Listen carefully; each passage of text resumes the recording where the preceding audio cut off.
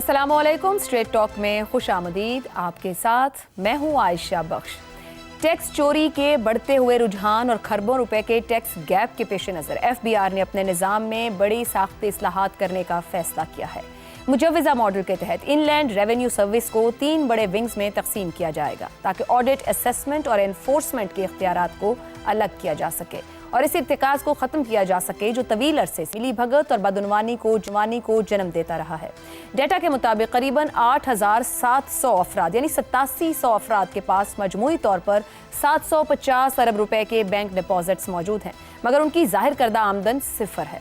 3.5 लाख से ज़ायद अफराद में से 99% अफराद के बैंक डिपॉजिट्स 10 मिलियन से ज़ायद हैं, मगर वो अपनी आमदन कम जाहिर करते हैं।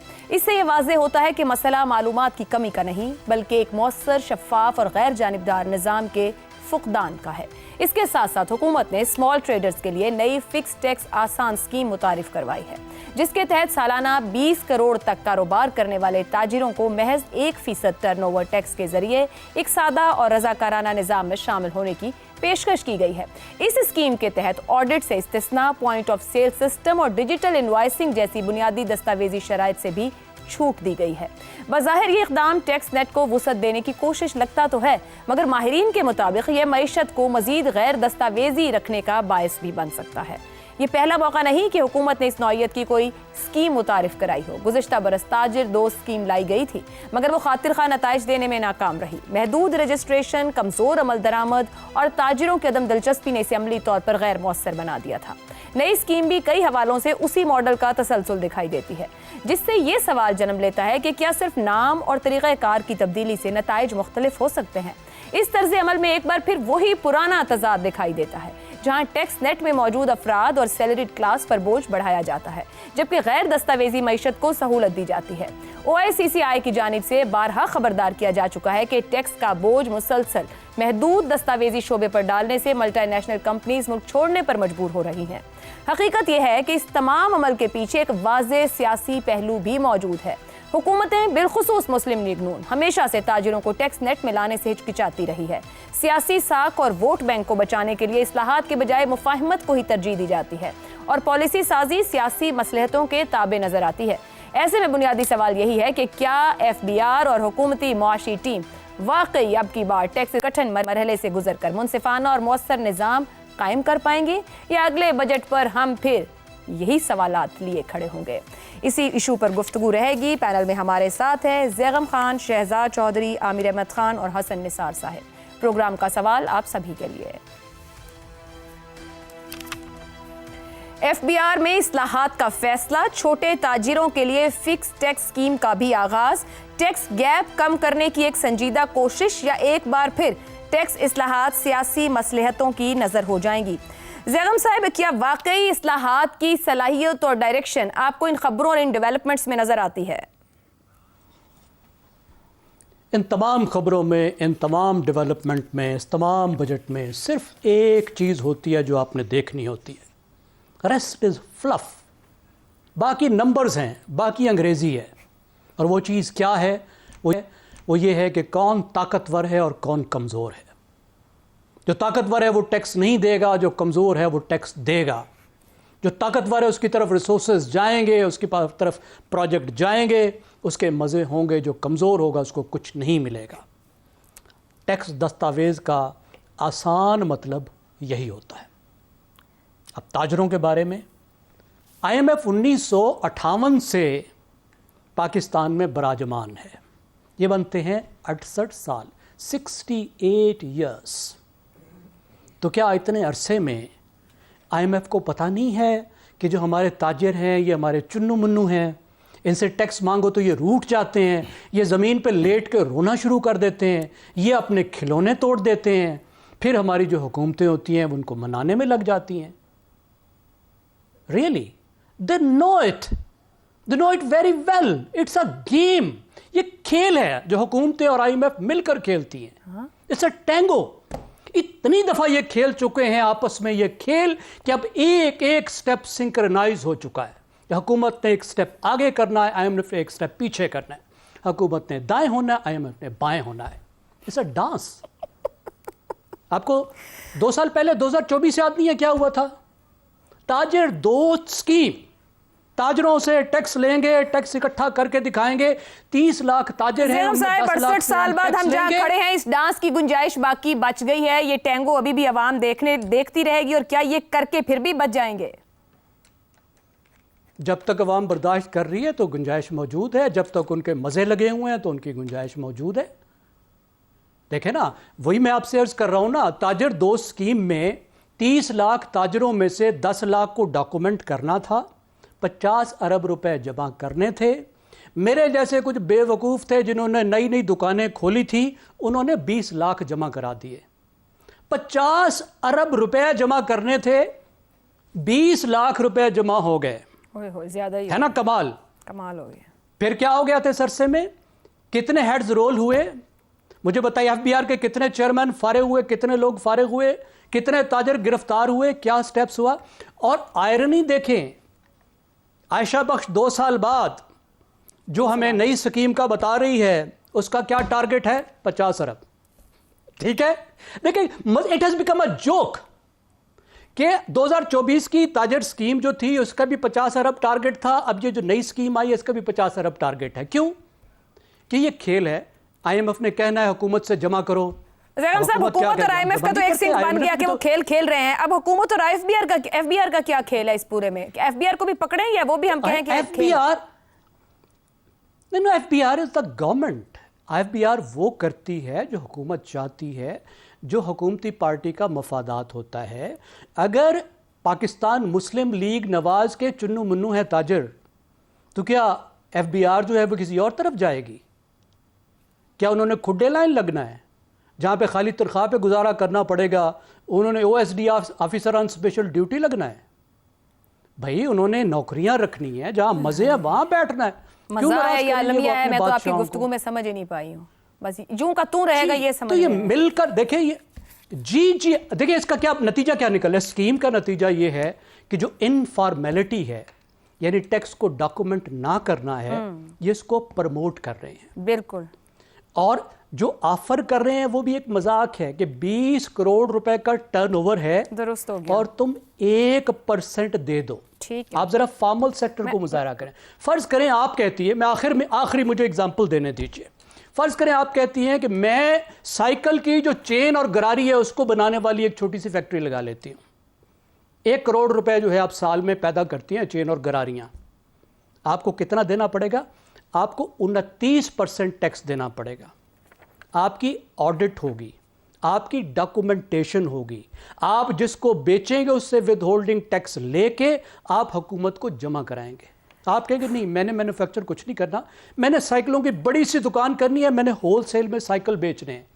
आप 20 करोड़ के साइकिल बेचेंगे, कोई डॉक्यूमेंटेशन नहीं, कोई ऑडिट नहीं, कोई नहीं आएगा, 1% जमा करा दें। लेकिन आप हैं ताजिर, आप कहेंगे ले लो 1%, ठीक है, और 2 साल बाद नई ताजिर। दुरुस्त हो गया ज़ैगम साहब। तो शहजाद चौधरी साहब, ये ज़ैगम साहब ने जहां बात छोड़ी है, जो चोर रास्ता खुद गवर्नमेंट दे रही है, हर किस्म की छूट सिर्फ 1% दें, ये कैसे मुनसिफाना है? पिछले साल की ताजिर दोस्त स्कीम नहीं चल सकी, अब क्या इस तरह की स्कीम ये टैक्स नेट में लाने की तरगीब है, या जिसने इस्तिस्ना और छूट दे दी है ये खुद हुकूमत बता रही है कि वो नाकाम है और मजबूर बैठी है, उसके हाथ में तो कुछ नहीं? कहानियां तो हम बहुत सारी बुन सकते हैं, लेकिन नंबरों पे आ जाते हैं जी। टैक्स टू जीडीपी, यानी जो आपका जीडीपी का हुजूम है, उसका आप कितना फीसद आपका असल में टैक्स जमा होता है मुल्क के अंदर? हम कहते हैं कि कम से कम 9% के करीब है पाकिस्तान। हिंदुस्तान साथ में बैठा है, वो 11 साढ़े 11% के ऊपर करता है, कोई बहुत बड़ा फर्क नहीं है। चीन 20% करता है, और जो दुनिया की तरक्की याफ्ता ममालिक हैं, OECD जिन्हें कहते हैं, उनकी एवरेज 35%, यानी जीडीपी का 35% तनासब जो होता है वो टैक्स की मद में आता है। टैक्स 2 तरह का होता है, जो कि ये एफबीआर या कोई भी इनलैंड रेवेन्यू जो सिस्टम होता है वो जमा करता है, जीएसटी की शक्ल के अंदर और इनकम टैक्स की शक्ल के अंदर। इनकम टैक्स ऑफ कोर्स आपका जाती होता है, जीएसटी जो आपकी कारोबार आप करते हैं, जो चीजें बेचते हैं रिटेल के ऊपर, उसके ऊपर जीएसटी आपका लगता है, या बाकी चीजों के ऊपर। तो इसका मतलब ये हुआ कि ये दो काम जमा करने वाले होते हैं। तो जब आप 10 से 15 खरब का टर्नओवर करते हैं, जो कि आपका रिटेल सेक्टर करता है, ये तकरीबन हमारे बजट के बराबर है। जितना आपका सालाना बजट है उतना ही इनका टर्नओवर होता है। तो उसमें से आप ये कह रहे हो कि यार 1% टैक्स हमें दे दो, دوسرا آپ ان کو کہہ رہے ہو کہ جو آپ نے پوائنٹ آف سیل یعنی جو ہم نے ڈیجیٹائز کرنا تھا, ریکارڈ رکھنا تھا, اس کو چھوڑ دو, کوئی فرق نہیں پڑتا. جی ایس ٹی اس کا مطلب نہیں آپ دیں گے تو 15 کھرب پہ آپ جی ایس ٹی بھی لوز کر رہے ہیں. انکم ٹیکس تو آپ کر ہی رہے ہیں نا, جی ایس ٹی بھی ساتھ لوز ہو رہا ہے, ریکارڈ ہی کوئی نہیں, پتہ ہی نہیں اس کا کہ کیا کس نے کیا بیچا, اس کا کتنا جی ایس ٹی لگا یا لگایا تو کیا لیا یا نہیں لیا وغیرہ وغیرہ وہ چیزیں.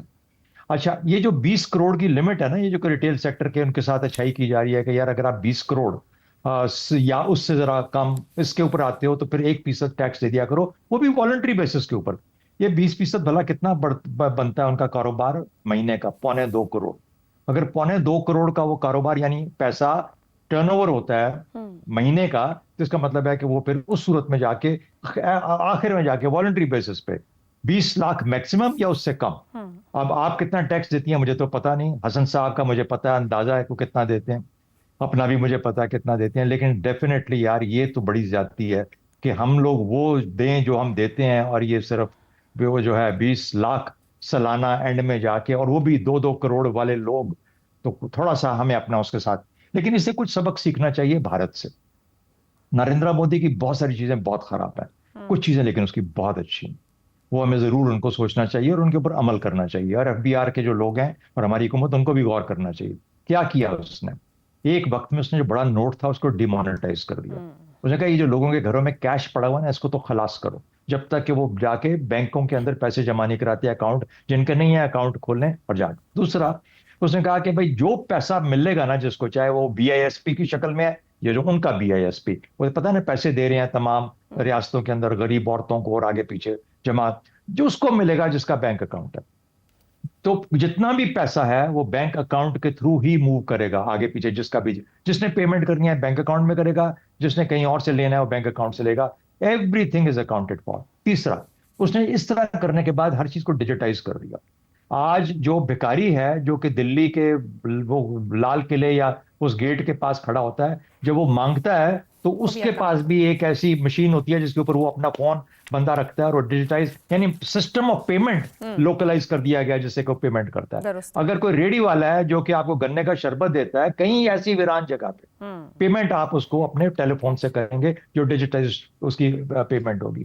یہ طریقہ ہوتا ہے ڈیجیٹائز کرنے کا, یہ ایک طریقہ ہوتا ہے ریکارڈ کیپنگ کا, یہ طریقہ ہوتا ہے ڈیٹا بنانے کا, یہ طریقہ ہوتا ہے ٹیکس کے اوپر دھیان کرنے کا, یہ طریقہ ہوتا ہے کہ جب آپ نے ٹیکس کلیکشن کرنی ہو سوال جواب کرنا, اکاؤنٹیبلٹی کرنا, یہ چیزیں ہوتی ہیں. جس سے تو میں اس سے کیا ہوا, فائنل بات کر دوں, اس سے کیا ہوا کہ انڈیا میں جو کہ 70 کروڑ کے قریب تھے ٹیکس فائلرز, جب یہ کام ہوئے تو وہ چلے گئے 92 کروڑ پہ. 60% آبادی ٹیکس فائلر ہے اس وقت. بھلے کم ٹیکس دیتے ہیں, بہت کم ٹیکس دیتے ہیں, لیکن یہ ہے کیونکہ غریب لوگ ہیں registered, every thing is record. تو طریقے دنیا میں موجود ہیں, نیت آپ کی ہے, طریقے بتانے والے بھی ہیں, سکھانے والے بھی ہیں اگر آپ کرنا چاہیں. ہمیں یہ ان لینڈ ریونیو سسٹم کے 3 حصے بنا کے ان آرگنائزیشنل چینجز کے ساتھ سیٹسفائی مت کریں. ہمیں پورا پتا ہے کہ کہاں پہ کیا گڑبڑ ہوتی ہے اور کیسے اس کو ٹھیک کرنا ہے. آپ کرنے والے ہوں, طریقے بھی ہیں, بات کرنا چاہے کہ یہ حسن نثار صاحب حکومت عام آدمی یا تنخواہ دار طبقے سے تو ڈنڈے پہ بھی ٹیکس وصول کر لیتی ہے. یہ تاجر مافیا ہیں, بڑے بڑے سرمایہ دار ہیں, ٹیکس نیٹ سے باہر ہیں. تو کیا حکومت کی بس صرف اس عوام پر چلتی ہے جو قانون کو سبمٹ کرے؟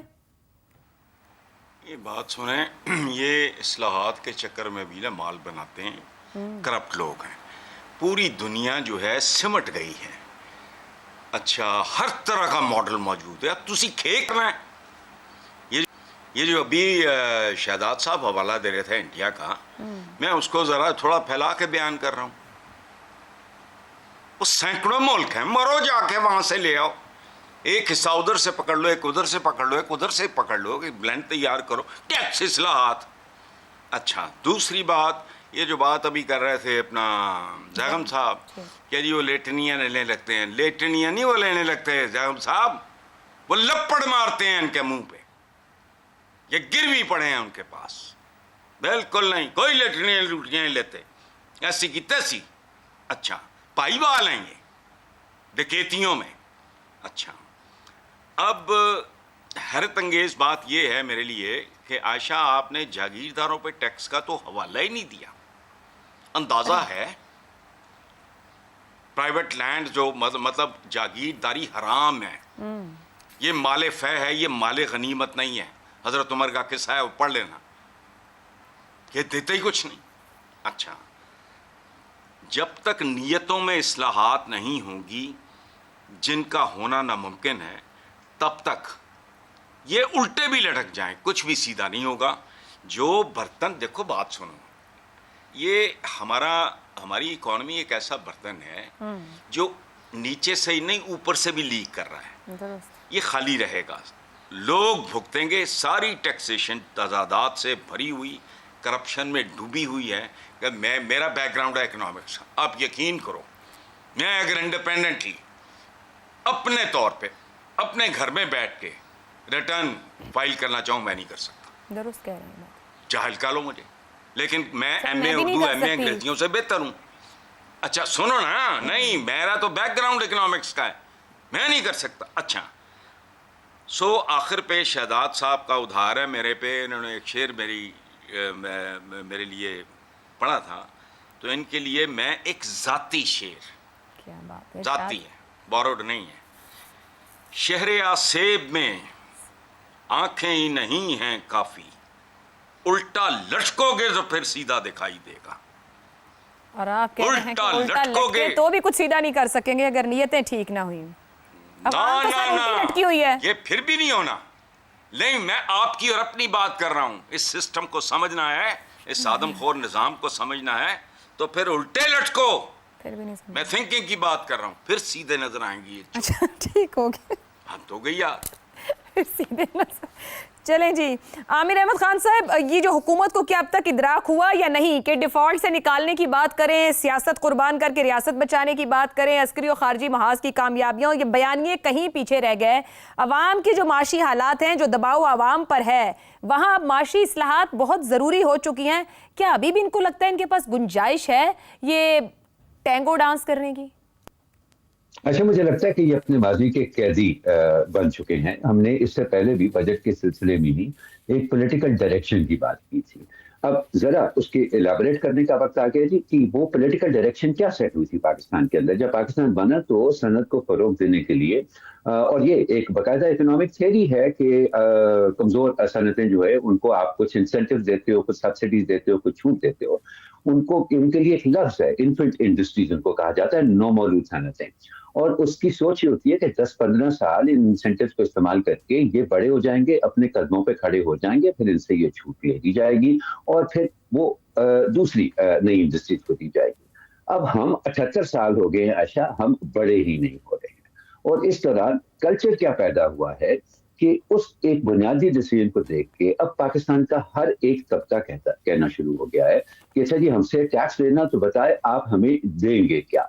وہی چھوٹ, وہی سبسڈی کا کلچر. سیلری کلاس اس سے باہر ہے, اس کا تو ایئر سورس کٹ جاتا ہے, اس کے تو بس میں ہے کچھ نہیں. لیکن جتنے بھی باقی, چاہے وہ ایگریکلچر کا شعبہ ہو, چاہے وہ ٹریڈ کا شعبہ ہو, اور خاص طور پہ ٹریڈ کا شعبہ ہو, وہ کہتے ہیں جی ٹیکس لینا تو بتائے آپ ہمیں دیں گے کیا. اب اس کا مطلب ہے عائشہ کہ ساری دنیا ایک طرف چل رہی ہے, ڈیجیٹائزیشن کے ذریعے وہ ہر چیز کو ڈاکیومنٹ کر رہی ہے, جو کہ ایک بنیاد ہے اس دنیا کی ترقی کرنے کی وجہ. اور ہم ترقی کے نام پہ اس سے بالکل ریورس ڈائریکشن میں جا رہے ہیں. تو دیکھیں یہ سوال جو اس پالیسی کے اوپر آیا ہے نا, وہ یہ نہیں ہے میری نظر میں کہ یہ نظام جو ہے وہ مؤثر ہوگا یا غیر مؤثر رہے گا. میری نظر میں بنیادی سوال یہ ہے کہ یہ نظام جو اب یہ جو اس طرح کا جو سوچ ہے, یہ جو ایٹیٹیوڈ ہے اپنے ماضی کا قیدی رہنے کا, جو ایک انرشیا ہے ہمارے اندر, ہمارے حکمران طبقے کے اندر, وہ پاکستان کے لیے کس قدر خطرناک ثابت ہوگا. اور یہ سوال جو ہے, یہ میرا خیال ہے حکمرانوں کو اس کا جواب, ہم لوگوں کو تو پتہ ہے جی, لیکن ان کا خیال ہے کہ وہ جس جگہ پر بیٹھے ہوئے ہیں وہ اس کے جواب کو ٹال کر اور اس کے کانسیکوینس سے آزاد رہ سکتے ہیں. مجھے تو نہیں لگتا کہ ایسا ہو سکتا ہے کہ آپ ایک ملک کی معیشت کی جڑیں کاٹ دیں. اگر آپ ڈاکیومنٹیشن اور ڈیجیٹائزیشن ختم کرنے کی, تو کہاں حکمران خطرہ فیل کریں گے؟ جب آپ خود کہہ رہے ہیں کہ جڑیں کاٹ دیں, تو حکمرانوں کو پھر بھی خطرے کا احساس نہیں ہے. کہاں جا کر یہ احساس ہے؟ خطرہ جو ہے نا, ان کے سب سے زیادہ خوف ان کو اپنی چھوٹی چھوٹی پولیٹیکل پاکٹس کا ہے. اور وہ ابھی بھی ان پولیٹیکل پاکٹس کا خوف ہے جہاں پر انتخابات خود سوالیہ نشان بنے کھڑے پچھلی ایک دہائی سے, کہ ضرورت ہی نہیں ہے بیٹھ جائیں گے جس نے بیٹھنا ہوگا. ایک چھوٹا سا سیناریو میں آپ کے سامنے رکھتا ہوں کہ مجھے بتائیں کہ اگر میں میرے پاس ایک آپشن ہو کہ میں ایک ایسے اسٹور سے جا کے خریداری کروں جس کا پوائنٹ آف سیل مشین ایک QR کوڈ جنریٹ کرتی ہے جو کہ میں گورنمنٹ ایپ سے اسکین کروں تو مجھے اپنے GST میں 2 یا 3% چھوٹ مل جائے گی. تو کیا پاکستانی ایسا نہیں کریں گے؟ پرابلم یہ ہے کہ یہ حکومت کے لیے آسان ہے یہ pressure groups, political pressure groups اور ان طبقات کے ساتھ کھیلنا. وہ عوام کو کار سرکار میں شامل کرنے سے ڈرتی ہے. بنیادی خوف یہ ہے، یہ ڈر 80 سال سے ہمارے حکمرانوں کے اندر ہے اور یہ ختم ہوتا نظر نہیں آ رہا. ان کو اس کے سامنے اور کسی قسم کے خوف کی سمجھ نہیں. درست ہو گیا جی. تو پینل کی گفتگو یہ کہتی ہے کہ راستے موجود ہیں اور واحد راستہ ہے ڈیجیٹائزیشن اور ڈاکیومنٹیشن، مگر نیتوں میں اگر اصلاحات نہ ہوئی تو بھلے الٹے ہو جائیں، سیدھا کچھ ہونے کو نہیں ہے. بریک لیں گے، بریک سے واپس آئیں گے تو بات کریں گے تیزاب گردی کے واقعات جرم ہیں یا پھر سماجی بیماری. اس بریک کے بعد پروگرام میں ایک بار پھر خوش آمدید. کوئٹہ سول اسپتال کے کمرے کے دروازے پر دستک ہوتی ہے. دروازہ کھلتا ہے اور چند ہی لمحوں میں ایک نوجوان ڈاکٹر کی زندگی ہمیشہ کے لیے بدل جاتی ہے. ڈاکٹر محمود جو دوسروں کے زخموں پر مرہم رکھنے کی ذمہ داری نبھا رہی تھی، خود ایک ایسے حملے کا شکار ہو گئیں جس کے نشانات برسوں ان کے جسم اور ذہن پر باقی رہیں گے. ابتدائی اطلاعات کے مطابق حملہ آور اسپتال کا ہی ایک ملازم تھا. واقعے کے بعد ملزم فرار ہو گیا. بعد ازاں ایک مبینہ پولیس مقابلے میں مارا گیا اور اس کے ساتھ ہی کئی سوالات بھی دفن ہو گئے. حملے کی اصل وجہ کیا تھی؟ کیا اس کے پیچھے ذاتی رنجش تھی، انتقام یا کوئی اور محرک؟ ایسڈ سروائیورز فاؤنڈیشن کے مطابق پاکستان میں سالانہ 150 سے 200 کیسز رپورٹ ہوتے ہیں. زیادہ تر عورتوں کی تعداد ہے، جبکہ ماہرین کہتے ہیں کہ اصل تعداد اس سے زیادہ ہو سکتی ہے. 2011 میں تیزاب گردی کے خلاف سخت قوانین متعارف کروانے کے باوجود ایسے واقعات کا سلسلہ تھم نہیں سکا. حال ہی میں سپریم کورٹ نے خاتون پر تیزاب پھینکنے والے مجرم کی سزا برقرار رکھتے ہوئے حکومتوں کو متاثرین کی بحالی، خصوصی فنڈز کے قیام اور تیزاب کی فروخت پر مزید سخت نگرانی کی سفارش بھی کی ہے. عدالت کے مطابق بعض پہلوؤں سے تیزاب گردی قتل سے بھی زیادہ سنگین جرم ہے، کیونکہ متاثرہ شخص عمر بھر اس کے اثرات جھیلتا ہے. پاکستان میں خواتین کے خلاف تشدد کے واقعات کے بعد بحث یہ ہوتی ہے کہ خاتون کہاں تھی، کیوں تھی، کس کے ساتھ تھی، کپڑے کیا تھے، لیکن مسئلہ جگہ کا نہیں، ذہنیت کا ہے. ایک ایسی ذہنیت جو عورت کو انسان نہیں بلکہ اپنی ملکیت سمجھتی ہے، جو انکار کو توہین، آزادی کو بغاوت اور خود مختاری کو چیلنج سمجھتی ہے. اور جب اس ذہنیت کو اپنی مرضی کا جواب نہیں ملتا تو کبھی گولی چلتی ہے، کبھی تشدد ہوتا ہے اور کبھی تیزاب پھینکا جاتا ہے. کیا کسی بھی عورت کو یہ فکر ہونی چاہیے کہ کسی کی انا یا ضد اس کے مستقبل کو بگاڑنے کی وجہ بن سکتی ہے؟ کیا خواتین کی کامیابی، خود مختاری یا صرف نہیں کہنے کا حق اب بھی لوگوں کے لیے ناقابل برداشت ہے؟ آخر کیوں عورت کی زندگی کا آسان ترین نشانہ بن جاتی ہے؟ اسی پر پروگرام کے اس حصے میں گفتگو رکھیں گے. سوال اس طرح سے: تیزاب گردی کے واقعات، بعض صورتوں میں یہ قتل سے بھی سنگین جرم ہے. عدالت: تیزاب گردی انفرادی جرم یا گہری سماجی بیماری؟ زیغم صاحب. 1991 میں 91 میں جب میں یونیورسٹی سے نکلا تو اس وقت میں نے لکھنا شروع کیا اور ایک بچی پر ایسڈ پھینکا گیا تھا اور میں اس پہ سٹوری کرنا چاہتا تھا. میں اس کے پاس گیا، پھر میں اس کے ڈاکٹر کے پاس گیا. میں ملتان کی بات کر رہا ہوں. تو ڈاکٹر نے کہا کہ تم ایک کیس کے پیچھے آئے ہو، تمہیں پتہ ہے یہاں کتنے کیسز ہوتے ہیں. That was a news to me and news to the world. اس وقت یہ چیزیں چھپتی ہی نہیں تھی. پھر میں اس بچی کے وکیل کے پاس گیا اور اس وکیل نے اور میں نے مل کر ایک طرح کی تحریک شروع کی.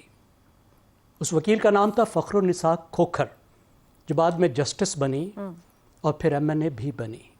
تو میں نے کوئی 1 درجن مضامین لکھے. اس بیچاری نے بہت سارے کیسز کیے. ہم مل کے کام کرتے رہے. میں آپ کو کون سے سال کی بات بتا رہا ہوں؟ 91 کی. اور آپ کو پتہ ہے کب جا کے یہ قانون بنا؟ 2011. ان ایسڈ کرائمز کے خلاف کب قانون بنا؟ 2011 میں. اور پھر ستم ظریفی دیکھیے، 2011 میں فخر النساء کھوکھر MNA ہے پاکستان کی، اور میں نے ان ایسڈ کرائمز پہ پھر ریسرچ کی اس وقت. اور بنگلہ دیش میں بہت زبردست کام ہوا تھا. 2 قوانین ہوئے تھے، ان کو میں نے دیکھا، باقی چیزوں کو دیکھا. میری چھوٹی سی کنٹریبیوشن تھی، میں کریڈٹ نہیں لے رہا. بہت لوگ تھے کام کرنے والے، میں بھی ایفرٹ میں شامل تھا شروع سے اس وقت تک. تو ان بچیوں کا جو میں نے حال دیکھا ہے، کہہ دینا آسان ہے کہ ان کی زندگی موت سے مشکل ہے، لیکن اس کو شیئر کرنا، ایکسپیرینس کرنا اور یہ دیکھنا کہ اگر کسی کی زندگی موت سے بھی زیادہ تکلیف دہ ہو سکتی ہے اگر کوئی شخص موت کی تمنا کر سکتا ہے تو اس شخص کا پین کیا ہوتا ہے؟ تو آپ نے کہا کہ یہ کیا ہے؟ یہ جرم ہے یا معاشرتی مسئلہ ہے؟ یہ ایک بیمار معاشرے کا جرم ہے، ایک انتہائی بیمار معاشرے کا بدترین جرم ہے۔ ٹھیک ہو ایسا جرم ہے جو کوئی درندہ بھی نہیں کر سکتا۔ درندے ایک دوسرے کو مار سکتے ہیں، یہ نہیں کر سکتے۔ تو بہت سے سٹیپس لینے کی ضرورت ہے۔ میں صرف تین لفظ گنوا دیتا ہوں آپ کو، دیکھیں۔ قانونی سائٹ، سخت سزا، سزا پہ عمل درآمد، فاسٹ سپیڈی کورٹس، قانونی امداد، جو ویپن ہے یعنی جو ایسڈ ہے اس کو ریگولیٹ کرنا، اور پھر اس کے ساتھ ساتھ وکٹم کی مدد کرنا۔ یہ وہ 3 پلانکس ہیں جس پہ بنگلہ دیش نے 2002 میں قوانین سازی کر کے بہت چیزیں بہتر کر لی ہیں۔ پاکستان کو بھی ان کو دیکھتے ہوئے بہت کچھ آگے لے جانے کی ضرورت ہے۔ سب سے اہم بات خواتین کو مقتدر بنانا بنیادی نقطہ ہے۔ بالکل درست۔ حسن نثار صاحب، قانون سخت ہیں، نتائج کیوں نرم ہے؟ یہ ایک مسخ شدہ معاشرہ ہے۔ میں دنیا میں ایسے ملک بھی دیکھے ہیں جہاں بائکرز لین ہوتی ہیں، اس کی کوئی سپیڈ لمٹ نہیں ہوتی۔ تو جب پہلی بار پتہ نہیں 18-19 سال پہلے مجھے سمبڈی بریف، میں نے کہا یہ پاگل پن ہے؟ اس نے کہا نہیں، پاگل پن نہیں ہے، یہ ہے ہی اس لیے کہ اگر اس پہ بندے کا ایکسیڈنٹ ہو وہ بچے نہ۔ چونکہ کچھ ملکوں میں یہ پرابلم ہوتا تھا کہ جو بہت ہیوی بائک چلاتے تھے اور بڑا پاگلوں کی طرح، وہ پھر ساری زندگی معذوری میں گزارتے تھے۔ سوچنے والے لوگ ہیں یہاں تو گمے ماجے حکمران ہیں آپ کے۔ اچھا، میرا ایک کالا کال ہے اور وہ بہت وائرل، کہ اس نظام کو تیزاب سے غسل دینا چاہیے۔ پیپل کوٹ اٹ وداؤٹ، بہرحال وہ میرا ایشو نہیں ہے۔ لوگوں نے ایک دوسرے کو تیزاب سے نہلانا شروع کیا ہوا ہے۔ یہ انفرادی جرم بھی ہے، بدحالی بھی ہے، جہالت اور سماجی بیماری کا ایک خوفناک بلینڈ ہے۔ موجودہ آدم خور غیر منصفانہ نظام میں تو دیانت اور اہلیت بھی کوئی مثبت نتائج نہیں دے سکتی، تو یہاں سے یہ دونوں چیزیں غائب۔ ٹھیک ہو گیا جی، ایک بریک یہ انٹر ریلیٹڈ ہیں۔ جی صحیح، درست ہو گیا حسن صاحب۔ ایک بریک لیتے ہیں، بریک کے بعد آئیں گے۔ عامر احمد خان صاحب، اسی واقعے کا ایک اور زاویہ بھی ہے، سوال کا جواب دیجیے گا۔ جو ملزم تھا وہ مبینہ پولیس مقابلے میں مارا جاتا ہے، انصاف ہے، انصاف کے عمل سے فرار ہے، یا عدالتی عمل کو فوری انجام میں بدلا جا رہا ہے اس پوری صورتحال کے اندر، کہ سچ کو چھپا دیا گیا؟ ڈیسپریٹ میئر ہے نا عائشہ، کیونکہ آپ کو پتا ہے کہ آپ کا نظام جو ہے وہ اس طرح کے معاملات، ان سے زیادہ سنجیدہ، ان سے کم سنجیدہ کسی بھی قسم کے جرائم میں وہ انصاف فراہم کرنے کے لائق ہی نہیں رہا۔ اور یہ حل اس لیے نہیں ہے عائشہ کیونکہ اس سے اگر آپ نے ایک مجرم کو ختم کر دیا اس معاشرے میں سے، تو کیا اس سے وہ سوچ بھی ختم ہو گئی ہے جو اس طرح کے جرائم کو جنم دیتی ہے؟ ظاہر ہے کہ وہ تو نہیں ختم ہوتی ہے۔ دیکھیں، میری اس کے بارے میں ایک تھیوری ہے عائشہ، یہ پاکستان کے اندر جو اس طرح کا بیہیویئر ہے نا، ہمیں کہا جاتا ہے، ہماری ڈیموگرافی کے بارے میں کہا جاتا ہے کہ 70% پاکستانی جو ہیں وہ 30 سال سے کم عمر کے ہیں۔ اب ان 30 سالوں کا مطلب کیا ہے؟ ہم نے افغانستان 80 کی دہائی میں افغانستان سے شروع ہو کے 90 کی دہائی میں کشمیر، اور پھر اس کے بعد یہ صدی شروع ہوئی تو وار آن ٹیرر، اس کے بعد انڈیا، اور اب پھر افغانستان۔ یہ 70% پاکستانی جو ہیں انہوں نے کبھی امن کا ماحول دیکھا ہی نہیں ہے۔ ان کو یہ پتہ ہی نہیں ہے ذہنی طور پر کہ ایک پرامن معاشرہ جو چین اور سکون کی زندگی بسر کرتا ہے وہ معاشرہ ہوتا کیسے ہے۔ اس لیے، اور اس کا ایک چیز ہمیں یہ نظر آتی ہے کہ ہم اختلافات کو، ہمارے ملک میں دشمن کی اتنی بات ہوتی ہے۔ اچھا، میں بہت دنیا میں پھرا ہوں اور بہت لوگوں پہ جگہ پہ میری دوستیاں جاری ہیں، میں نے کسی اور ملک میں دشمنوں کی اتنی زیادہ ذکر نہیں سنا جتنا کہ میں پاکستان میں سنتا ہوں۔ اور مجھے لگتا ہے کہ پاکستان میں اختلافات، چاہے وہ سیاسی ہوں، چاہے وہ ذاتی ہوں، چاہے وہ جذباتی ہوں، وہ ان اختلافات کو دشمنی سمجھ لیا جاتا ہے۔ تو یہ ایک معاشرتی سطح کی ایک ذہنی بیماری میں بدل چکی ہے یہ سوچ، اور جب تک آپ اس کے بارے میں کچھ نہیں کرتے نا، تو یہ اکا دکا واقعات میں آپ مجرم کو مار دیں یا ہم اس کے اوپر میڈیا میں بیٹھ کے لمبے تبصرے کر لیں، میرا نہیں خیال کہ اس سے کوئی تبدیلی آنے والی ہے۔ انفارچونیٹلی یہ پورے پاکستانی معاشرے کی ایک بنیادی प्रॉब्लम बन चुकी है जिसको एड्रेस करने का मुझे तो कोई नामो निशान भी नहीं नजर आ रहा किसी किस्म की कोशिश। दुरुस्त हो गया। शहजाद चौधरी साहब, ये वाकया और फिर जिस तरह मुलजिम को इनकाउंटर उसका हो जाना या वो उसका मारे जाना, ये इज्तिमाई जिम्मेदारी से फरार कहलाएगा पूरी सूरत हाल, और क्या इसको उसका सिर्फ इनफरादी जुर्म कहकर आगे बढ़ जाना चाहिए कि कानून रास्ता लेगा, या इस पर ज्यादा डीप थिंकिंग की जरूरत है?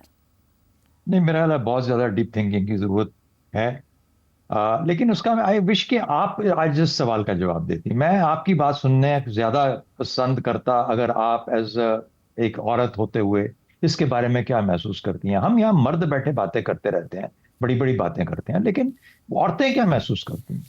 और एक औरत होते हुए आप लोग या आप या क्यों नहीं, व्हाई नॉट यू, एनीबॉडी, सब तमाम औरतों को खड़े हो जाना चाहिए और लीड करना चाहिए उसी तरीके से जिस तरीके से कोई भी ज्वाइंट एक्शन कमेटी पाकिस्तान को हिला के रख दे। ये ज्वाइंट एक्शन कमेटियां खवातीन की जो हैं वो क्यों नहीं उठती हैं ऐसी चीजों के बारे में। एक और चीज क्विकली मैं बता दूं, मेरे पास बातें कहने के लिए बहुत ज्यादा है। ये जो फैसला सुप्रीम कोर्ट का जो आप कोर्ट कर रही हैं 2019 का केस है, जो कि अभी 2026 में जिसके ऊपर सुप्रीम कोर्ट का रिमार्क आया है। ये सबसे बड़ी वजह है कि नूर मुकद्दम का जो केस था वो एग्जैक्टली यही केस था। मेरी मलकियत, मेरा सब कुछ, मैं चाहे तो गला काट दूं। अगर उस गला काटने वाले को अगले दिन लटकाया होता तो ये ना, या किसी फायरिंग स्क्वाड के आगे डाला होता, तो मैं देखता कि यहाँ पे इस किस्म के जराइम कैसे होते हैं। आपने पूछा ये बीमारी है या जुर्म है? इससे बड़ा जुर्म हर खातून के खिलाफ कोई भी किसी किस्म का जुर्म हो, उसको अव्वलीन लेवल का जुर्म ट्रीट करते हुए उसके ऊपर तेजी से तेजी जो भी फैसला होता है उसके ऊपर फैसला सुनाना चाहिए। आप ये करके देखें मुआशरे सुधरते कैसे। कहीं ना कहीं पे कुछ सरफिरों को ये फैसला करना पड़ेगा। वो कहते हैं तेजाब में धुला दो इस माशरे को। जावेद इकबाल तेजाब में धुला दिया करता था लोग अपने विक्टिम्स को। लाहौर के अंदर जो मसला होता था बच्चों के साथ या जिस तरीके, तो कहने का मतलब है कि ये इस मुआशरे का हिस्सा है, इसको ना खुदारा किसी प्रोसेस में डालें। ये प्रोसेस वाला काम नहीं है, ये बिल्कुल ऐसा ही काम है जिस किस्म का जुर्म होता है उसी किस्म की सजा होनी चाहिए। मेरा ख्याल है हमें अपने तरीकों को बदलना पड़ेगा। कोई ना कोई उठे इस काम के बारे में, आप लोग शोर मचाएं, बच्चियां शोर मचाएं और खवातीन शोर मचाएं, ताकि ये जुल्म जो उनके साथ है वो मलकियत से आगे बढ़ के इंसान बन सकें, उनको इंसान समझा जाए। मैं खातून तो नहीं हूं, लेकिन मैं बहुत सारा अपने बच्चियों का बाप तो हूं, मैं उस तरीके से सोच सकता हूं। और ये जुल्म है इस माशरे के अंदर, हमें इसको रोकना है। इसलिए प्लीज आप उठिए, आप ये लीड कीजिए, वरना ये इसी तरीके से हम बातें करते रहेंगे। कहां से शुरू की थी आयशा, किस साल में हम लोगों ने ये बातें शुरू की? दुरुस्त, यही बातें बार बार दोहरा के हम यहाँ पे आ गए। बिल्कुल दुरुस्त। और इंतहाई बीमार माशरे का ये एक बदतरीन जुर्म है। कानून का तेज तरीन अमल इस पर जरूरी है। सजाएं देना और उस अमल का तेजी से अपने अंजाम तक पहुंचना और लोगों को इबरत बनाना इंतहाई अहम है। प्रोग्राम से इतना ही, इजाजत दीजिए, अल्लाह हाफिज।